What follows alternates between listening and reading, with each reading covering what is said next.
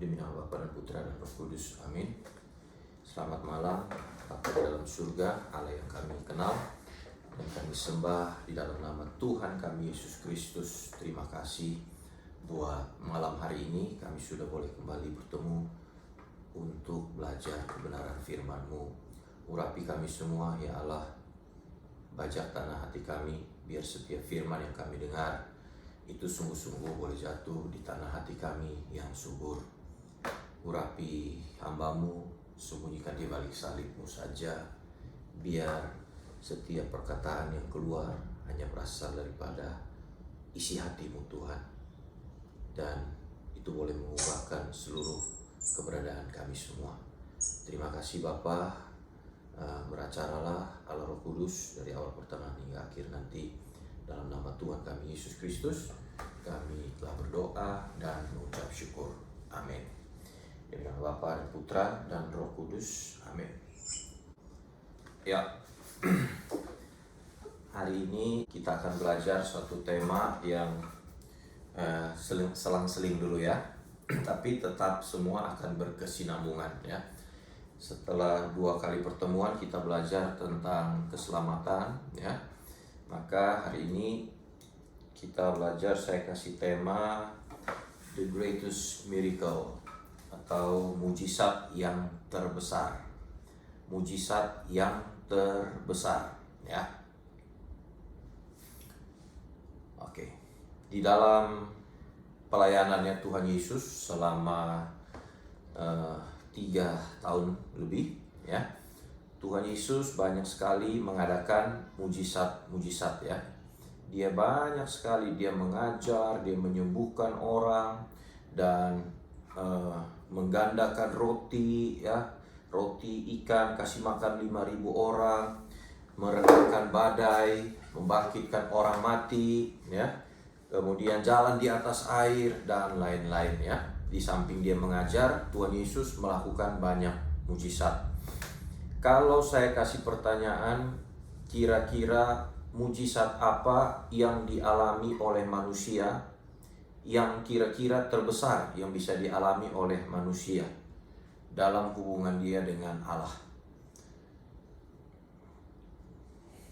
Mujizat apa yang kira-kira terbesar yang seorang manusia bisa alami ya? Maka banyak orang mikir kayaknya kalau bangkitin orang mati itu kayaknya udah yang the top lah gitu ya. Kalau sakit panu sembuh masih lumayan. Kalau sakit cancer sembuh udah agak lebih ini sulit ya.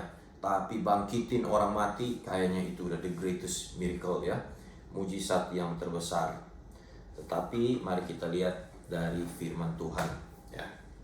Kita lihat dari pelajaran firman Tuhan. Sebenarnya mujizat yang bisa terjadi di dalam manusia saya bagi jadi 2 ya. Saya bisa bagi itu jadi 2. Yang pertama, mujizat fisik. Jadi mujizat ini bisa dibagi jadi 2. Yang pertama, mujizat fisik. Mujizat fisik ini yang tadi saya bilang, kesembuhan ya. Kalau hari ini orang bikin KKR atau KRK ya, kesembuhan rohani, maka banyak orang akan datang. Ya, kalau namanya kita sakit pasti kita mau sembuh ya.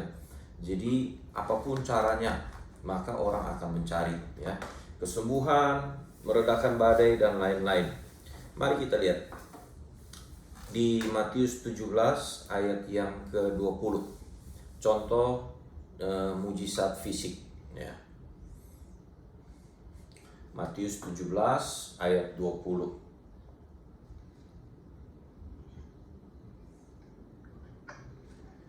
Kalau Bapak Ibu buka di Alkitab, terus cari iman sebesar biji sesawi. Iman sebesar biji sesawi. Maka akan ada 2 kali ya. Yang pertama di Matius 17 ayat 20. Yesus berkata kepada mereka, karena kamu kurang percaya.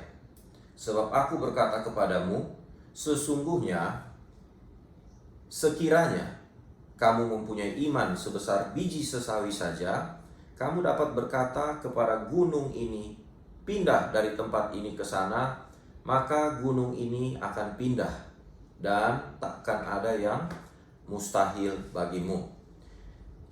Kita belajar ya, bahwa cara menafsirkan Alkitab kita mesti tahu pada konteksnya, yaitu Tuhan Yesus ini kan karena hemat waktu, jadi saya cuma ambil satu ayat, tapi nanti kita lihat ke atas bahwa penafsiran firman Tuhan tidak boleh keluar dari konteksnya.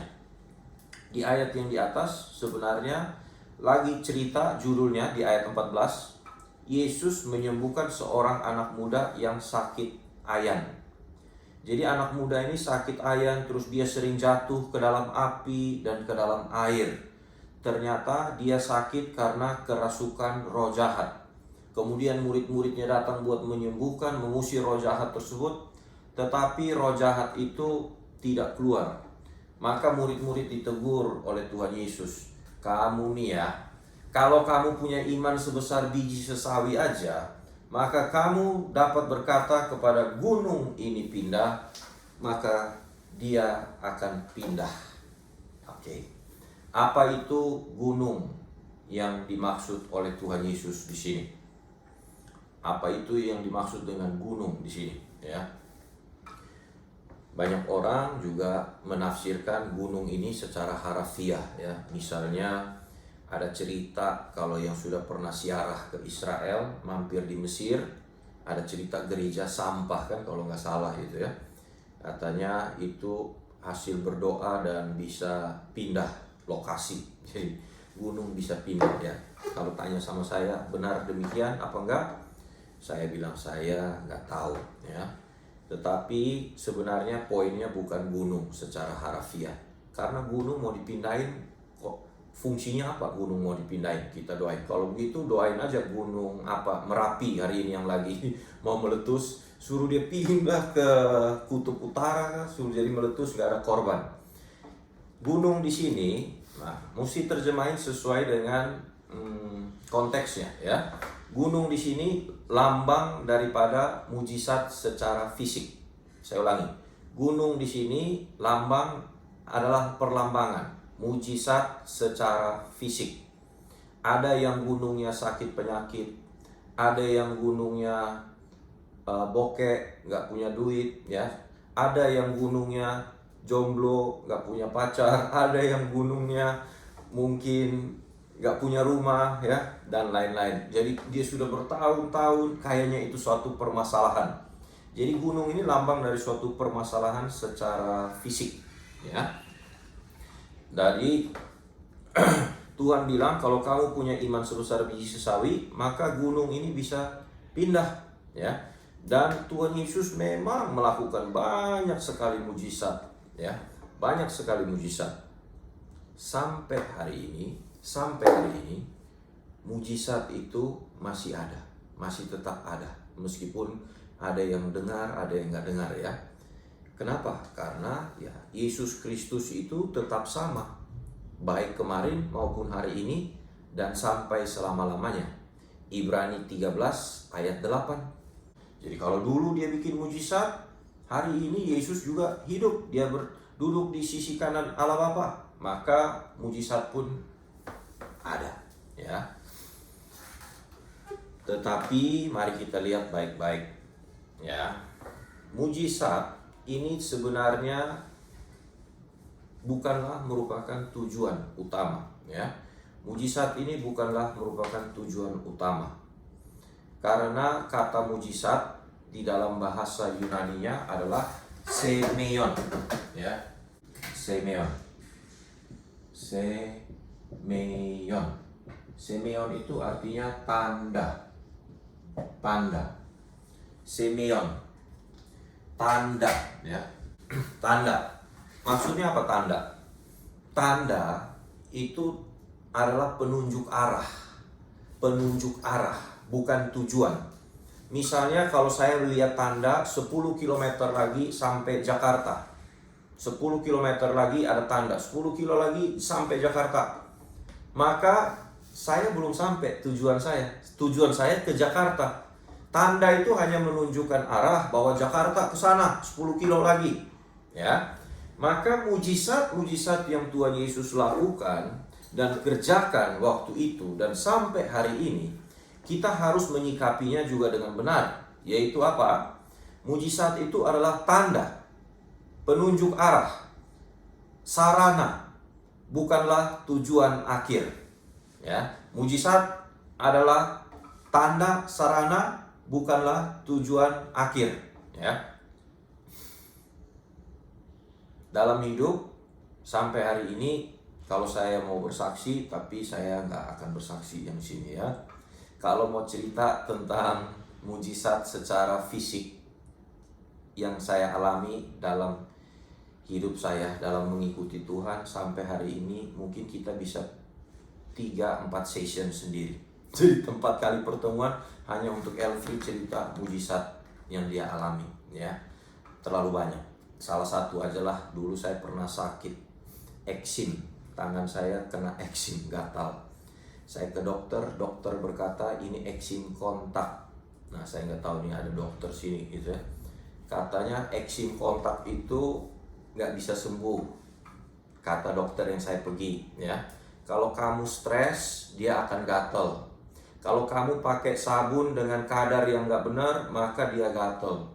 Jadi sarannya apa dok? Kamu saya kasih salep ya untuk meringankan gejala gatalnya. Tetapi saya tanya, bisa sembuh nggak dok? Nggak bisa. Nggak bisa. Ini kejadian waktu awal-awal saya baru selesai kuliah ya. Kemudian kerja, belum ada duit sama sekali. Jadi waktu itu resep dokternya saya taruh di dompet. Supaya apa? Kalau dia habis obatnya, saya nggak perlu ke dokter lagi untuk tebus, untuk minta resep. Ya kan? Nggak ada duit ya. Jadi resep itu saya taruh di dompet ya. Nggak bisa sembuh, mau gimana? Gatal. Tangan saya dulu tidak begini. Tanganku dulu yang ini nih, tidak begini.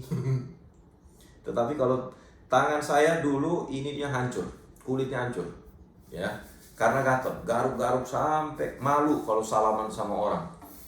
Tetapi suatu hari saya membaca firman Tuhan, di dalam pengertian yang saya ngerti hari itu ya. Ada firman berkata bahwa oleh bilur-bilur Yesus saya sudah sembuh. Ya, saya ngerti hari itu adalah sakit penyakit saya yang disembuhkan. Kemudian saya mulai bilang, loh firman bilang sudah sembuh. Tapi dokter bilang ini gak bakalan sembuh. Makanya saya taruh resepnya di kantong. Kemudian lama ya, kurang lebih mungkin setahun lebih kali ya. Jadi selalu ada obat salep itu ya. Suatu hari tiba-tiba di hati saya ada suara seperti begini. Buang resepnya. Buang resepnya. Saya bilang, iya kalau sembuh. Ini kalau buang terus gak sembuh, saya gak ada duit buat ke dokter lagi. Come on. Jadi antara mau percaya sama suara itu atau pikiran saya. Tetapi saya belajar percaya aja lah ya. Saya ambil itu resep, saya robek, kemudian saya buang. Saya bilang dalam nama Yesus saya sembuh. Ya, saya kalau sampai sakit saya nggak ada duit buat ke dokter. Jadi percaya aja ya. And then sembuh nggak? Nggak. Belum sembuh ya, tetap gatal terus. Sampai suatu hari saya pergi pelayanan ke panti asuhan, panti jompo. Panti jompo. Pulang dari pelayanan, saya tanya si omanya, ada oma-oma, opa-opa kan? Oma mau didoain apa? Satu oma ya. Oma bilang, tangan saya gatal, eksim. Saya dalam hati bilang sama oma, dalam hati. Saya bilang sama oma, dokter bilang gak sembuh. Udahlah, terima nasib aja kita. Kalau oma mungkin sebentar lagi sembuh total. Kalau saya kan masih muda, mungkin agak jauh perjalanannya. Dalam hati ya, dalam hati. Tapi kan kita pelayanan, jadi saya gak keluarin demikian. Saya bilang oma, Tuhan Yesus bilang di firman-Nya bahwa Dia sudah sembuhkan kita. Jadi oma percaya? Percaya. Tundukkan kepala oma, tutup mata. Dia tutup mata, dia tunduk kepala, saya doain buat dia. Dalam nama Tuhan Yesus, oleh bilur-bilur Tuhan Yesus, oma punya eksim sembuh. Sambil saya bilang oma punya eksim sembuh, di otak saya tuh begini, lu doain orang eksim sembuh, lu sendiri gak sembuh. Dan pas saya bilang eksim sembuh, sambil tiba-tiba tangan saya gatal. Jadi sambil saya garuk tangan saya bilang eksimnya sembuh. Saya gak tahu, saya sudah pulang. Singkat cerita, berbulan-bulan kemudian tanpa sadar, ternyata saya cek lagi kok udah lama nggak gatel ya. Lagi stres pun juga nggak gatel. Dulu pakai sabun bayi, sekarang pakai sabun macam-macam sudah bisa nggak gatel. Dan sampai hari ini sembuh total. Mestinya saya fotoin dulu ya. Mestinya dulu saya fotoin tangan saya seperti apa, sekarang sebegini ya. Jadi itu cuma salah satu dari begitu banyak mujizat yang saya juga alami dalam hidup ya. Jadi Allah itu nyata, real. Dia bikin mujizat ini supaya kita tahu bahwa Dia itu Allah yang hidup, nyata, benar-benar real, ada gitu loh ya. Supaya apa? Supaya engkau percaya akan firman-Nya. Supaya apa yang Dia katakan dalam firman-Nya kita ikutin. Kita berani untuk mempertaruhkan hidup kita, ikut satu pribadi namanya Tuhan Yesus. 2000 tahun lalu mati di kayu salib dan Dia bangkit. Berarti ada kehidupan yang kekal. Maka kita punya kepercayaan demikian, kita nggak akan takut dengan kematian lagi suatu hari nanti. Iya, kalau belajar yang benar, iman yang benar, lama-lama nggak takut. Kenapa? Karena ada kekekalan. Karena ada kekekalan. Dari mana kamu tahu? Minggu lalu saya bilang kan, karena kita mengalami Tuhan selama kita hidup. Kalau orang nggak mengalami Tuhan, di situ dia susah untuk percaya. Tapi kalau orang alami Tuhan, alami Tuhan, alami Tuhan terus-menerus, masih nggak percaya juga, saya nggak punya kata-kata yang lain. Terlalu, ya. Jadi mujizat fisik Tuhan bisa kerjakan dalam hidup kita, ya. Tetapi saya mau langsung kasih tahu, mujizat fisik yang kita alami dalam hidup itu bukanlah tujuan. Tapi ingat, tujuannya adalah mujizat yang terbesar yang bisa manusia alami dalam hidupnya. Yaitu apa? Mujizat. Ini dia. Jangan dijawab dulu deh. Jangan dijawab dulu. Saya kasih cerita dulu ya. Mujizat yang kedua ini, apa yang terbesar? Pernah nggak kita baca firman terus kita mikir ya, kalau teman-teman sudah baca Injil Matius, Markus, Lukas, Yohanes ya, maka di situ seringkali kita ketemu Tuhan Yesus tuh habis bikin mujizat, Dia suruh orang-orang, jangan cerita-cerita. Ya, jangan kasih tahu ya. Misalnya Matius 17 ayat 9. Matius 17. Nah, ini yang tadi kan kita baca di Matius 17 juga ya. Ini yang ayat 9-nya. Ini waktu Yesus dimuliakan di atas gunung Tabor. Jadi ada Elia dan Musa muncul. Tapi aneh, murid-murid aja terkagum-kagum sampai murid-murid bilang, "Guru, kita bikin kemah saja kah di sini, nggak usah turun lah, enak di sini ya." Dan memang kalau sudah ke Israel, saya juga suka ada di situ ya, duduk diam-diam, apalagi kalau ngopi di situ enak banget. Jadi murid-murid juga bilang, "Oh, udah kita di sini aja guru ya, jangan usah turun, enak nih, ada Musa, ada Elia, itu nabi yang terbesar buat mereka ya." Kemudian Tuhan Yesus bilang begini, ayat Matius 17 ayat 9. Pada waktu mereka turun dari gunung itu, Yesus berpesan kepada mereka, "Jangan kamu ceritakan penglihatan itu kepada seorang pun sebelum Anak Manusia dibangkitkan dari antara orang mati." Lihat ya, ada penglihatan tapi dilarang, jangan kasih tahu. Hari ini kalau orang ada penglihatan, heboh kan, dia cerita kemana-mana, dan bisa jadi dia cerita kemana-mana lah gitu ya. Tapi aneh, kenapa waktu zaman Yesus dia malah bilang, jangan kasih tahu. Ada satu lagi, saya kasih 2 contoh lagi ya. Misalnya Matius 8 ayat 4, ada banyak sih. Matius 8 ayat yang keempat. Kenapa ya Tuhan Yesus larang? Lalu Yesus berkata kepadanya, orang kusta yang habis disembuhkan ya, "Ingatlah, jangan engkau memberitahukan hal ini kepada siapapun, tetapi pergilah, perlihatkanlah dirimu kepada imam, dan persembahkanlah persembahan yang diperintahkan Musa sebagai bukti bagi mereka." Habis sembuhin orang sakit kusta, dibilang jangan kasih tahu siapa-siapa. Ada penampakan, jangan kasih tahu siapa-siapa. Tahu gak kenapa? Nanti kita lihat. Sampai saudara-saudaranya Tuhan Yesus akhirnya kesel sama Tuhan Yesus. Kesel. Mari kita lihat ya. Yohanes 7 ayat 3 sampai 5. Yohanes 7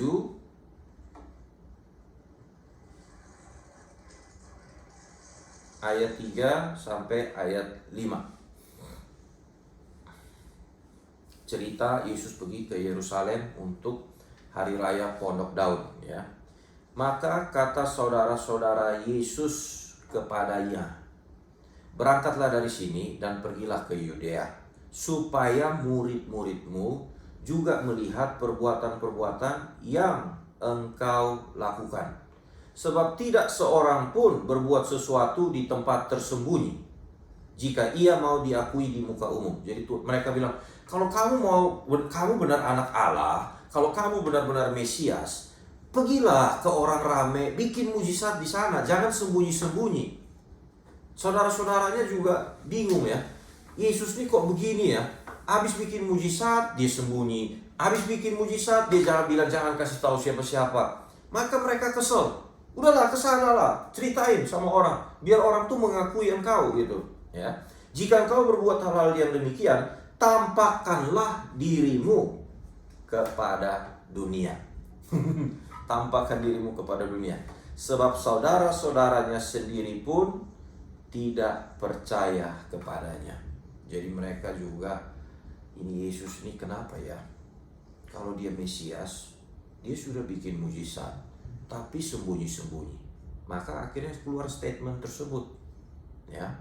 Sekarang jadi pertanyaan, kenapa Tuhan Yesus malah bikin mujizat tapi sembunyi-sembunyi? Kenapa dia nggak bikin KKR aja gede-gedean terus-menerus gitu ya, kalau seperti hari ini? Tapi dia sembunyi-sembunyi. Banyak kali dia bilang jangan kasih tahu ya. Kenapa? Ada yang tahu jawabannya? Karena mujizat itu hanyalah pemanis.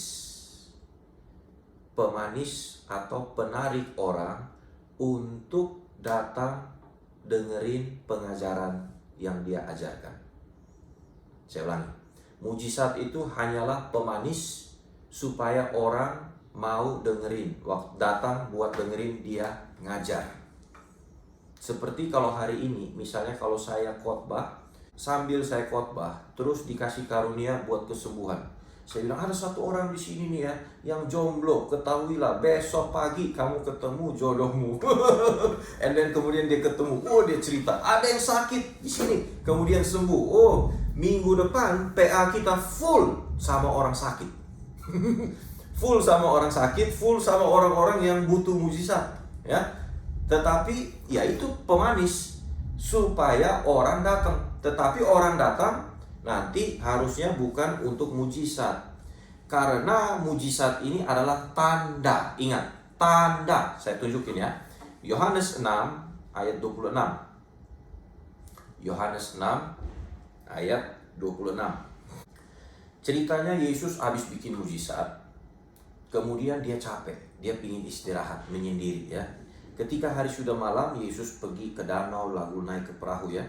Kemudian dia nyebrang. Waktu dia sampai di seberang, ayat 26, orang banyak ternyata datang cari dia ya. Yesus menjawab mereka, ketika orang banyak, ayat 25, ketika orang banyak menemukan Yesus di seberang laut, mereka berkata kepadanya, Rabi, kapan kamu tiba di sini? Yesus menjawab mereka, aku berkata kepadamu, sesungguhnya kamu mencari aku bukan karena kamu telah melihat tanda-tanda, melainkan karena kamu telah makan roti itu dan kamu kenyang. Yesus bilang, kamu cari saya. Kan tadi Yesus sudah bikin mujizat, 5 roti kasih makan banyak orang ya. Harusnya waktu kamu lihat mujizat yang saya buat, mujizat itu adalah tanda. Tanda. Jadi nanti kalau kamu cari saya lagi, bukan untuk mau lihat mujizat yang saya buat, tetapi karena kamu lihat mujizat yang saya bikin, maka kamu mikir, ini orang ini kayaknya dari Allah deh gitu loh ya. Atau ini orang ini jangan-jangan Allah. Karena dengan mujizat yang dia bikin ini lain daripada yang lain. Maka orang-orang datang cari Yesus harusnya untuk mendengar pengajaran daripada dia. Jadi Tuhan Yesus tegur mereka, kamu cari saya bukan karena kamu sudah lihat tanda. Waktu saya bikin mujizat kasih makan banyak orang itu hanya tanda. Tetapi kamu harusnya lihat tanda itu, datang saya untuk diajarin. Nah, kamu lihat tanda tersebut, bukan yang ngerti, tapi kamu datang cari lagi tanda. Jadi minta mujizat lagi. Nangkap gak? Ngerti gak? Kamu harusnya, Tuhan Yesus tuh bilang begini, kamu itu harusnya setelah melihat saya kasih makan 5.000 orang pakai 5 roti 2 ekor ikan, harusnya kamu itu datang ke saya bukan untuk mau lihat saya bikin mujizat. Karena mujizat yang saya buat itu harusnya bikin kamu ngerti bahwa saya ini adalah Mesias. Jadi kalau kamu datang ke saya untuk kamu mau tanya sama saya, gimana caranya supaya saya selamat. Itu poinnya. Tapi orang banyak hari itu datang kejar Yesus karena apa? Habis dikasih makan kenyang. Jadi lumayan makan gratis lagi nih. Nanti siapa tahu Tuhan Yesus bikin mujizat lagi, kita dapat makan gratis lagi nih. Itu ditegur. Nah, hari ini kalau orang Kristen kebanyakan mencari Tuhan hanya untuk mencari mujizat, nanti ditegur Tuhan Yesus juga demikian. Mau sampai berapa banyak saya kasih mujizat dalam hidupmu baru kamu percaya, sehingga kamu cari saya untuk supaya kamu mau diselamatkan. Nangkap? Saya kasih perbandingan ya. Contoh yang lain, Yohanes 3 ayat 2. Yohanes 3 ayat 2. Ini beda dengan satu orang namanya Nikodemus. Jadi banyak orang Yahudi hari itu nggak ngerti maksud Tuhan Yesus bikin mujizat. Pelan-pelan, nanti habis ini kita ngerti benar-benar apa sih mujizat yang terbesar dalam hidup manusia. Nah, Yohanes 3 ayat yang kedua, tapi saya baca dari ayat 1 ya. Ada seorang Farisi yang bernama Nikodemus. Nikodemus ini seorang pemimpin agama Yahudi. Jadi ini namanya Sanhedrin ya. Jadi dia bukan hanya orang Farisi, tapi dia pemimpin dari para rohaniwan ya. Dia datang malam-malam, pada waktu malam kepada Yesus dan berkata, Rabi. Yesus Rabi ya, nanti saudara saya jelasin. Jadi dia datang malam-malam, dia bilang, Rabi, kami tahu bahwa engkau datang sebagai guru yang diutus Allah. Sebab perhatikan, guru yang diutus Allah. Zaman Tuhan Yesus itu banyak rabi. Jadi ada banyak pengajar-pengajar. Tapi Nikodemus bilang, kamu ini lain dengan pengajar-pengajar yang lain ya. Kami tahu engkau ini datang sebagai guru yang diutus Allah. Kenapa? Sebab tidak ada seorang pun yang dapat mengadakan tanda-tanda yang engkau adakan itu jika Allah tidak menyertainya. Bisa kan? Jadi Nikodemus waktu lihat Tuhan Yesus bikin mujizat demi mujizat, dia bukan hanya terpana dengan mujizat tersebut, tapi dia mikir, orang ini lain daripada yang lain ya. Kalau dia bisa bikin mujizat begini, ini orang mestinya dari Allah. Atau jangan-jangan dia Allah. Atau jangan-jangan juga bisa. That's why malam-malam Nikodemus dia ngumpet datang ke Rabi Yesus. Kenapa? Malu soalnya. Kalau ketahuan malu. Karena Nikodemus ini rabi senior. Yesus ini pendatang baru, newbie. Masa yang senior datang belajar sama yang junior? Malu, jadi dia datang malam-malam. Tapi dia mau belajar. Dia tanya, guru, apa yang harus kulakukan gitu ya. Kemudian nanti disitulah Tuhan Yesus bilang, kamu harus lahir baru ya. Singkat cerita, nanti suatu hari kita juga belajar bahwa Nikodemus selamat. Nikodemus berubah. Waktu Tuhan Yesus mati, dialah yang mengkasih rempah-rempah untuk mengurapi mayat Tuhan Yesus.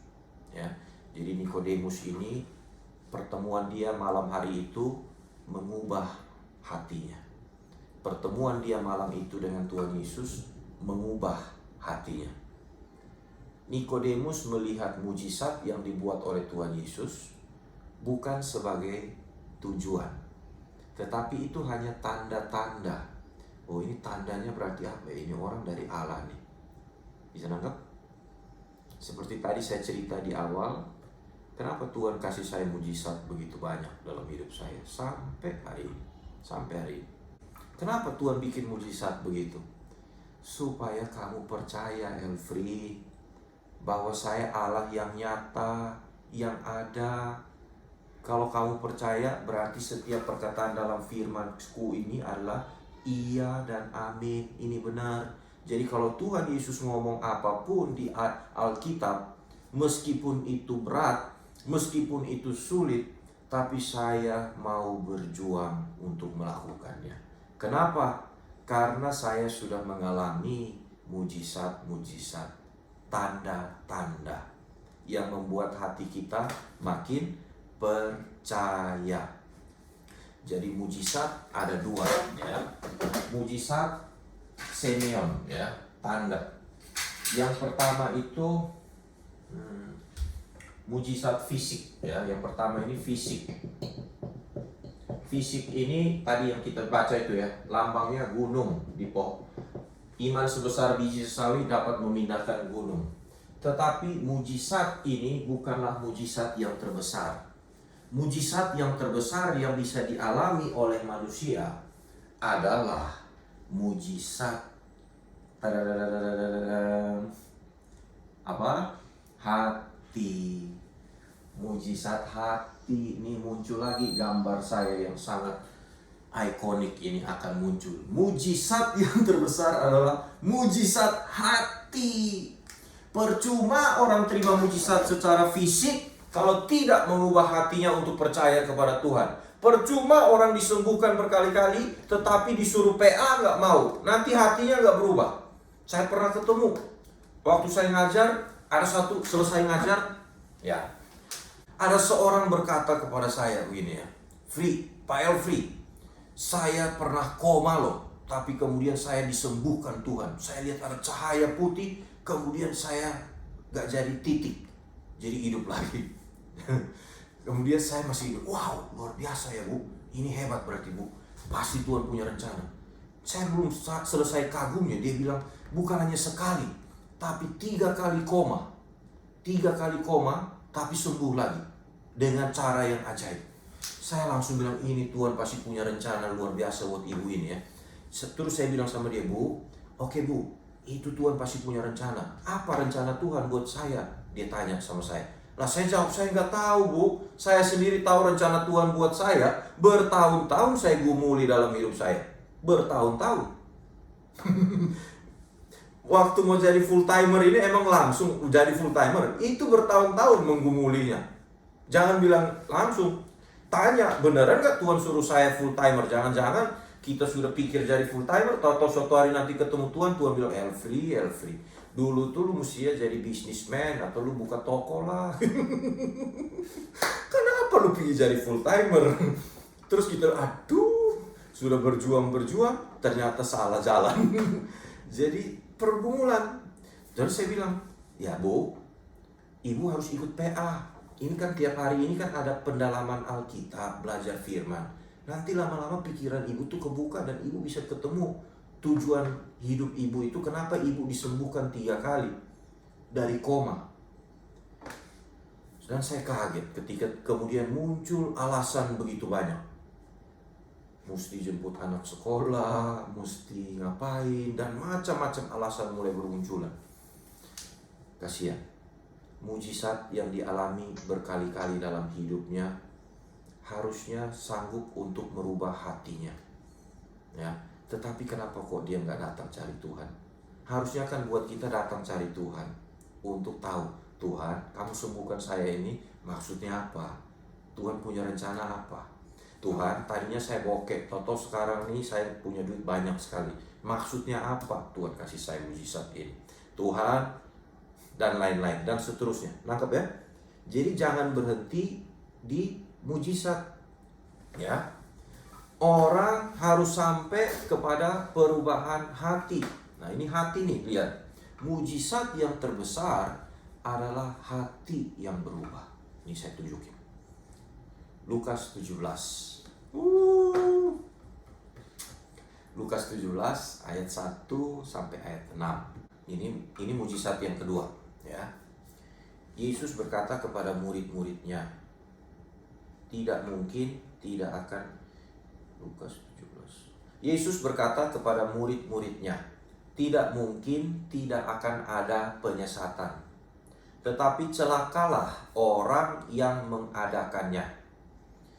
Adalah lebih baik baginya jika sebuah batu kilangan diikatkan pada lehernya, lalu ia dilemparkan ke dalam laut, daripada menyesatkan salah satu dari orang-orang yang lemah ini. Jagalah dirimu. Jikalau saudaramu berbuat dosa, tegurlah dia. Dan jikalau ia menyesal, ampunilah dia. Bahkan jikalau ia berbuat dosa terhadap engkau 7 kali sehari, dan 7 kali ia kembali kepadamu dan berkata, aku menyesal, engkau harus mengampuni dia. Pak, Bu, orang bikin salah sama kita 7 kali dalam sehari. Ini lebih daripada minum obat. 7 kali harus ampuni, bukan dalam seminggu, dalam setahun, dalam sehari orang ini bikin salah. Tuhan Yesus bilang kamu harus ampuni dia 7 kali dalam sehari. Maka waktu dengar perkataan Tuhan Yesus ini, murid-murid langsung bilang begini, aduh. Lalu kata rasul-rasul itu kepada Tuhan, tambahkanlah iman kami, susah banget nih, gitu loh ya. Makanya kan kalau kita ngajar tentang pengampunan, orang langsung berkata, tambahkan iman kami Tuhan, sakit, susah, gitu loh. Sama ini 7 kali. Rasul-rasul juga bilang demikian. Baru kemudian Tuhan berkata di ayat yang ke-6. Jawab Tuhan, kalau sekiranya kamu mempunyai iman sebesar biji sesawi, kamu dapat berkata kepada pohon ara ini, terbantunlah engkau dan tertanamlah di dalam laut, dan ia akan taat kepadamu. Tadi yang pertama gunung kan? Pindah. Iman sebesar biji sesawi, gunung bisa pindah. Ini yang kedua, dibilang pohon ara bisa pindah. Apa maksud pohon ara di sini? Apa maksudnya pohon ara di dalam ayat ini? Kita harus lihat pada konteksnya. Konteksnya itu murid-murid susah untuk bisa mengampuni orang 7 kali dalam sehari. Kemudian baru Tuhan bilang, kalau kamu punya iman sebesar biji sesawi, kamu dapat berkata kepada pohon ara, pindah, maka dia akan pindah. Pohon ara ini apa? Pohon ara ini adalah hasrat hati yang bertentangan dengan kehendak Tuhan. Catat dulu. Hasrat hati manusia yang tidak sesuai dengan kehendak Allah. Kehendak Allah suruh mengampuni. Mau 7 kali dalam sehari kek, 10 kali dalam sehari kek, Tuhan bilang ampuni. Tetapi manusia ketika terluka, hasratnya pingin menyimpan luka, dendam, sakit hati. Kemudian kita memupuknya dengan subur gitu loh di hati gitu loh. Kita merasa kayak nyaman dengan rasa sakit hati tersebut. Tuhan bilang ampuni, ampuni. Tapi nggak susah, karena melawan hasrat manusia yang lain, yaitu mau balas, mau nyimpan dendam, mau sakit hati, mau mengasihani diri sendiri, dan macam-macam yang lain. Itulah pohon ara. Itulah pohon ara. Jadi pohon ara di sini, nih, yang saya bilang nih, hasrat manusia yang salah ini, yang hitam nih,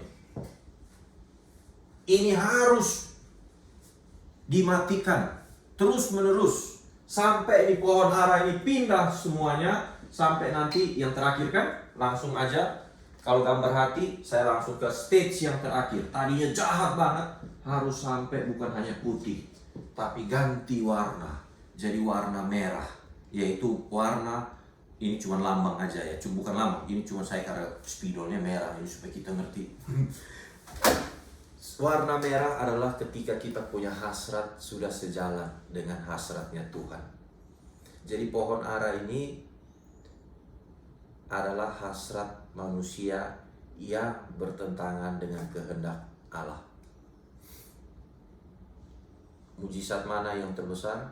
Gunung pindah atau pohon ara pindah? Pohon ara pindah. Gunung pindah, I have nothing to do with that. Itu Tuhan yang kerjakan. Bisa nangkep? Tuhan yang sembuhkan saya, Tuhan yang bukakan jalan. Tetapi pohon ara merubah karakter, suka marah-marah sama orang, emosian, meledak-meledak, itu kan karakter yang gak baik. Atau karakter-karakter sombong, ya, iri hati, ya, belum lagi dosa, itu dimatikan. Ini kan perlu proses bertahun-tahun. Benar gak? 20-an tahun saya ikut Tuhan juga masih banyak pohon ara, masih ada lah pohon ara, ya. Tetapi ya pastinya harusnya lebih baik lah dari tahun-tahun kemarin, ya. Pasti yang penting ada progres. Jadi ini yang Tuhan mau, perubahan hati. Jangan fokusnya ke mujizat fisik. Bangsa Israel mengalami, waktu bangsa Israel dibawa keluar dari Mesir mau masuk ke tanah perjanjian. Orang Israel kan tadinya ada di perbudakan Mesir, diperbudak 400 tahun. Kemudian Allah mau bawa mereka keluar masuk ke tanah Kanaan, tanah perjanjian. Mereka jalan keliling di padang gurun selama 40 tahun. Kurang mujizat apa? Pingin makan, dikasih mana turun dari surga. Haus, dikasih minum air keluar dari batu karang. Jalan waktu siang dilindungi oleh tiang awan supaya nggak kepanasan. Waktu malam ada tiang api supaya nggak kedinginan. Bosan makan mana, pingin makan daging, dikasih burung puyuh. Punya baju nggak hancur, kasut nggak hancur selama 40 tahun. Baju kasut merek apa? Merek padang gurun itu. Merek padang gurun. Mujizat apa? Kurang mujizat apa? Mereka melihat Allah bicara langsung di Gunung Sinai. Lihat loh, lihat langsung Allah bicara. Mujizat dong, betul nggak? Tetapi dari 2 jutaan orang Israel yang keluar dari Mesir, 2 jutaan ya, orang di atas umur 20-an ke atas, hanya 2 orang yang berhasil masuk tanah Kanaan. Hanya 2 orang, orang gedenya, bersama dengan anak-anak yang lahir di padang gurun 40 tahun, Yosua dan Kaleb. Kenapa? Padahal mujizat demi mujizat demi mujizat demi mujizat mereka lihat, mereka alami, mereka lihat Tuhan bicara, dengar sendiri, gunung gemetar dan seterusnya. Ternyata mujizat-mujizat yang orang Israel alami di padang gurun tidak merubah hati mereka. Tidak merubah hati mereka. Inilah yang bahaya. Seharusnya, that's why saya khotbah selalu ngomong teriak-teriak kadang-kadang gitu ya. Karena supaya saya harap ada benteng-benteng itu yang hancur, kemudian Tuhan mulai bicara dalam hidup kita. Coba pikirkan gitu loh. Berubah, bertobat, ayolah, kita harus lebih benar makin hari di hadapan Tuhan. Hati kita ini, sikap kita terhadap orang, terhadap Tuhan harusnya semakin berubah, menjadi lebih baik ya. Orang Israel mengalami mujizat demi mujizat, tetapi nggak berubah. Banyak orang Kristen juga bisa ngalamin mujizat, tapi hatinya nggak berubah ya. Ngeri. Bapak Ibu, tahu nggak? Saya kasih pertanyaan, tapi saya akan jawab sendiri. Kalau saya tanya, ada 3 kota yang dikutuk oleh Tuhan Yesus. Tahu nggak kita? Ada 3 kota yang dikutuk oleh Tuhan Yesus. Kota apa itu? Sodom? Bukan. Sodom dan Gomora itu dihancurin ya. Tapi waktu Tuhan Yesus pelayanan, dia lagi khotbah, dia lagi ngajar, dia mengutukin 3 kota.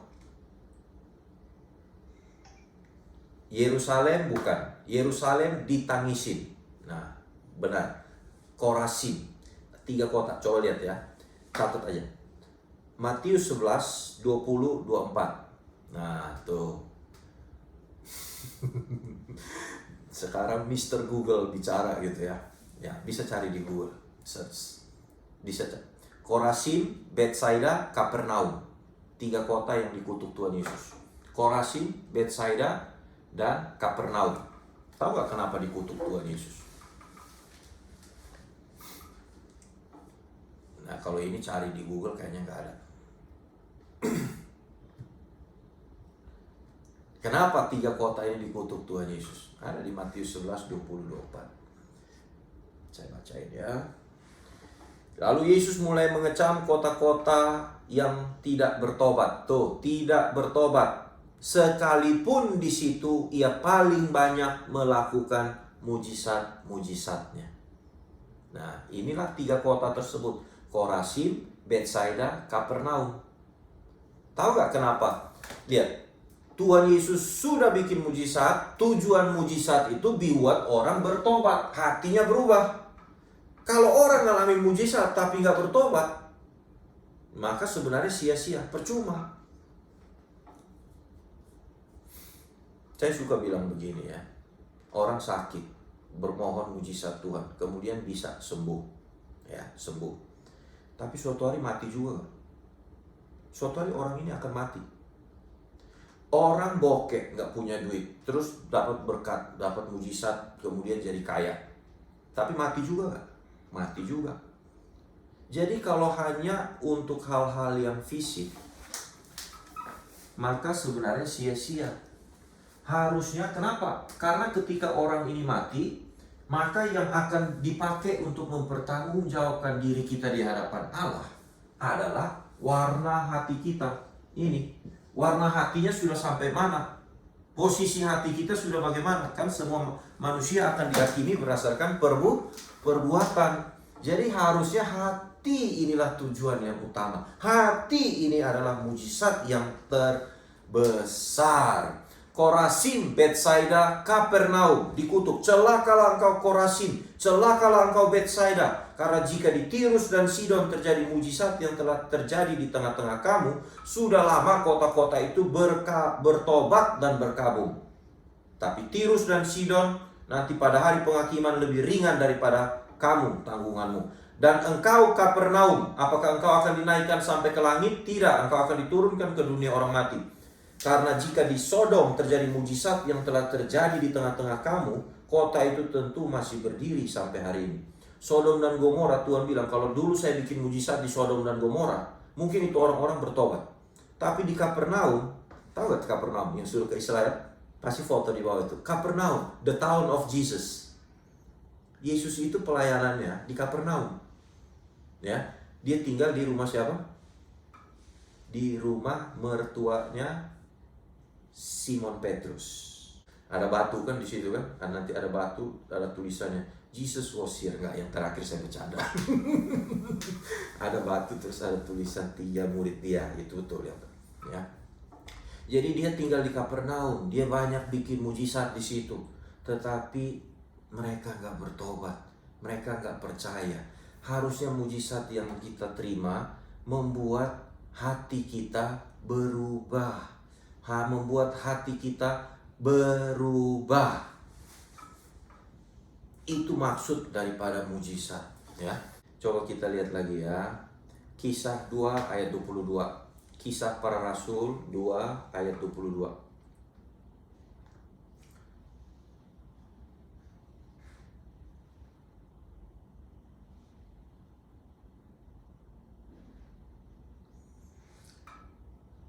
Hai orang-orang Israel, dengarlah perkataan ini. Yang aku maksudkan ialah Yesus dari Nazaret, seorang yang telah ditentukan Allah dan yang dinyatakan kepadamu dengan kekuatan-kekuatan dan mujizat-mujizat dan tanda-tanda. Tuh, tanda-tanda yang dilakukan oleh Allah dengan perantaraan Dia di tengah-tengah kamu, seperti yang kamu tahu.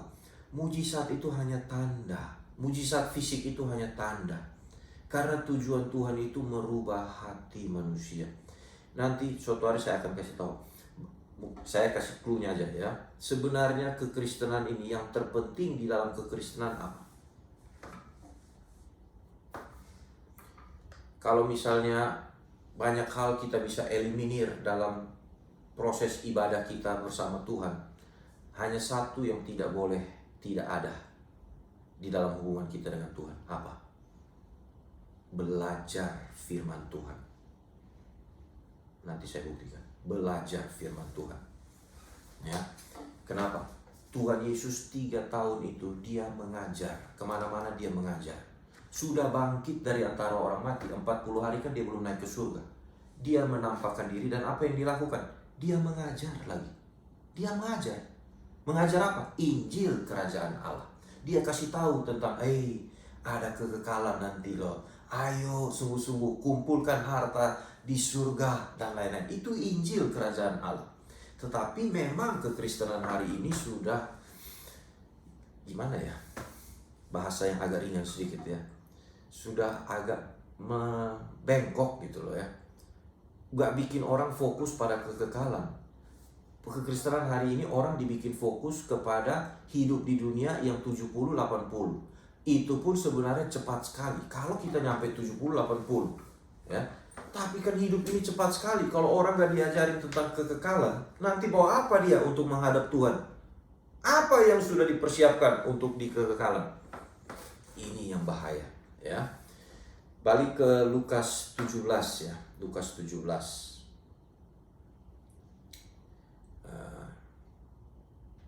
Lukas 17. Tentang tadi ya, pohon ara. Lihat di sini. Tadi saya bilang, memang melenceng jauh. Waktu saya makin kebuka kebenaran firman Tuhan, dulu saya juga gak kepingin ngajar seperti hari ini gitu ya. Saya gak kepingin. Saya tuh dulu pikir saya ngajar firman Tuhan ini ya bikin orang itu feel good lah gitu ya. Jadi kalau dia jomblo maka kita ngajar gak apa-apa, Tuhan punya rencana indah buat kamu ya. Kalau dia lagi bokeh, kita doain dia supaya dia punya duit. Kalau dia lagi pokoknya apalah kebutuhan manusia kita doain gitu ya. Tetapi once saya mulai dibukain kebenaran-kebenaran ini, maka saya harus teriak lebih kencang. Kenapa? Yesus berkata kepada murid-muridnya, tidak mungkin tidak akan ada penyesatan, tetapi celakalah orang yang mengadakannya. Artinya hari ini banyak sekali penyesatan. Banyak. Kalau orang gak ngerti firman yang benar, maka dia bisa tersesat. Mungkin yang khotbah, yang ngajar gak bermaksud menyesatkan, tetapi di dalam ketidakmengertian akan kebenaran bisa menyesatkan. Saya ulangi ya. Yang khotbah, yang ngajar mungkin hatinya baik gitu loh, tapi dia sendiri belum kebuka tentang Injil yang murni, yang benar itu seperti apa. Sehingga akhirnya manusia, banyak orang Kristen akhirnya parkir di gereja seperti orang Israel, dibawa keluar dari Mesir tapi gak pernah masuk tanah Kanaan, mati di padang gurun. Itu sama, orang Kristen sudah jadi Kristen, dibawa keluar, gak bikin dosa lagi, tapi gak disuruh untuk mengejar hati yang serupa dengan Kristus ini. Maka gak masuk Yerusalem baru. Ya mungkin dia jadi orang baik, bisa masuk surga juga, tapi bukan Yerusalem baru. Nah ini gak boleh ya. Kata Tuhan bilang tidak mungkin tidak akan ada penyesatan. Berarti penyesatan itu pasti ada. Kata penyesatan, bahasa Yunani-nya adalah skandalon. Ini.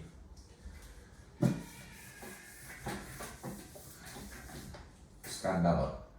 Ya. Ini bahasa asli. Tidak mungkin tidak akan ada penyesatan. Skandalon. Ya. Skandalon itu artinya perangkap. Lukas 17 ayat 1 ya, yang tadi. Yang kita lagi bicara poin 2, mujizat hati ya. Yesus berkata tidak mungkin tidak akan ada penyesatan. Berarti akan ada penyesatan. Skandalon. Skandalon artinya tongkat perangkap. Perangkap. Di samping artinya perangkap, arti skandalon juga artinya menyebabkan dosa. Membuat orang jatuh dalam dosa. Ya.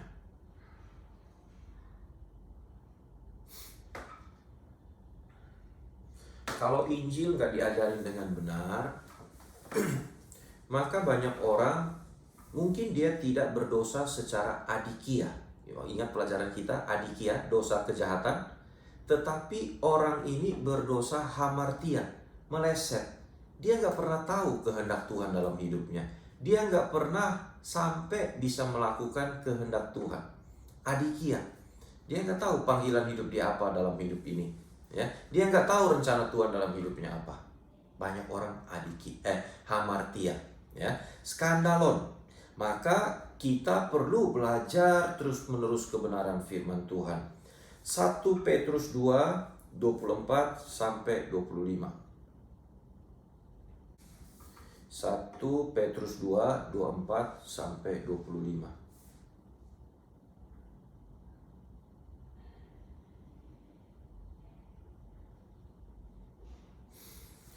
Ia sendiri telah memikul, yakni Tuhan Yesus. Tuhan Yesus telah memikul dosa kita di dalam tubuhnya di kayu salib, supaya kita yang telah mati terhadap dosa hidup untuk kebenaran. Ini hidup untuk kebenaran itu yang warna merah tuh, melakukan kehendak Allah.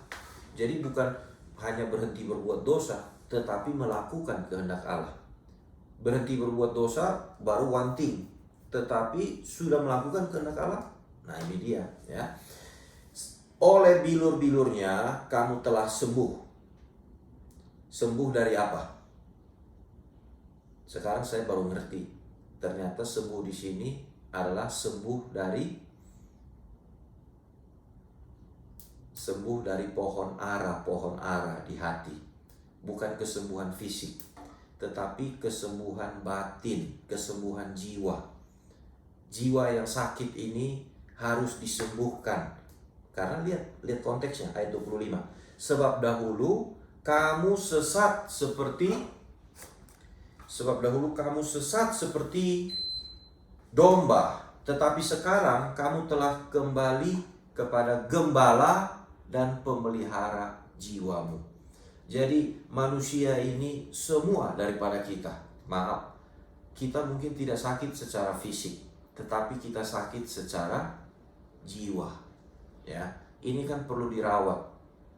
Free, masa sih saya sakit jiwa? Kalau kita pakai barang branded untuk supaya dihormati orang, sakit nggak jiwanya? Sakit. Dan kemarin kan kita lihat ya, jam 12 malam saya sudah mau tidur. Saya biasa nonton berita sebentar, dunia dalam berita dunia ya.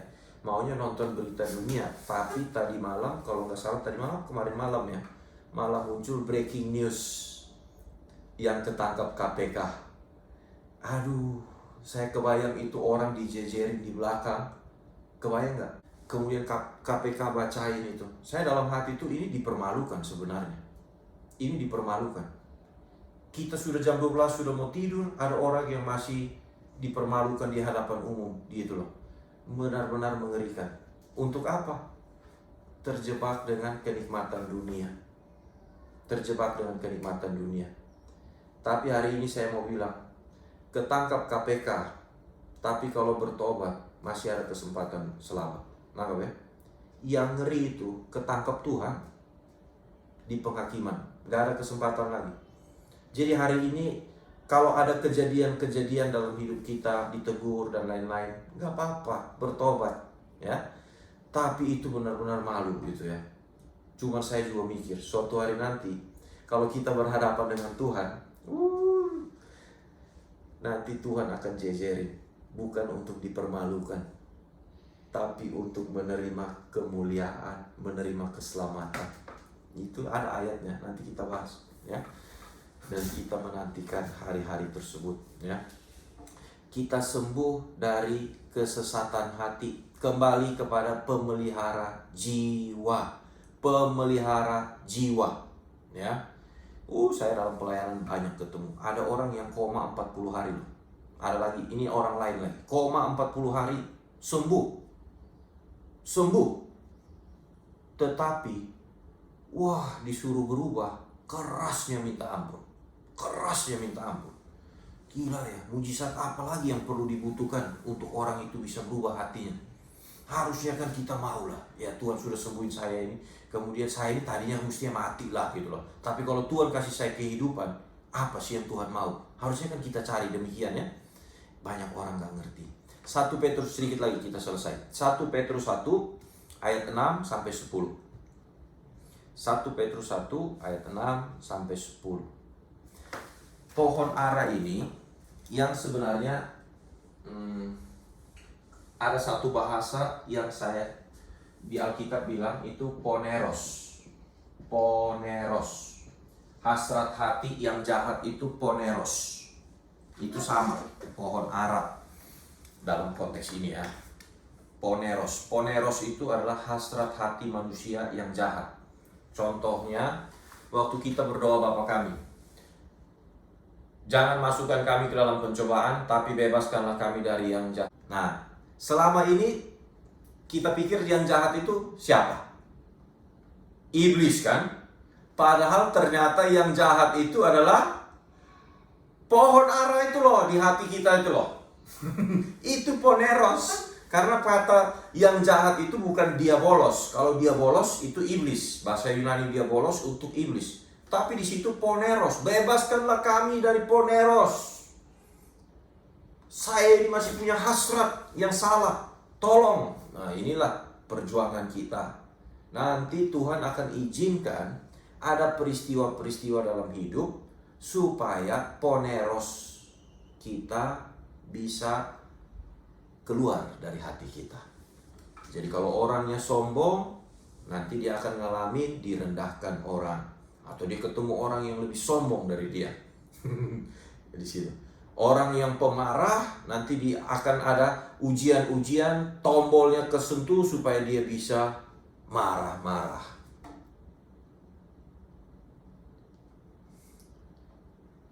Ya, yang terakhir itu saya. Berjuang ya. Jadi tapi bersyukur Tuhan murnikan, dan saya juga masih jatuh bangun, berjuang terus menerus. Ya. 1 Petrus 1 6 sampai 10.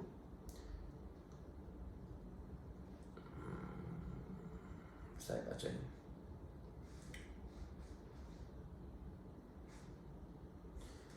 Bergembiralah akan hal itu.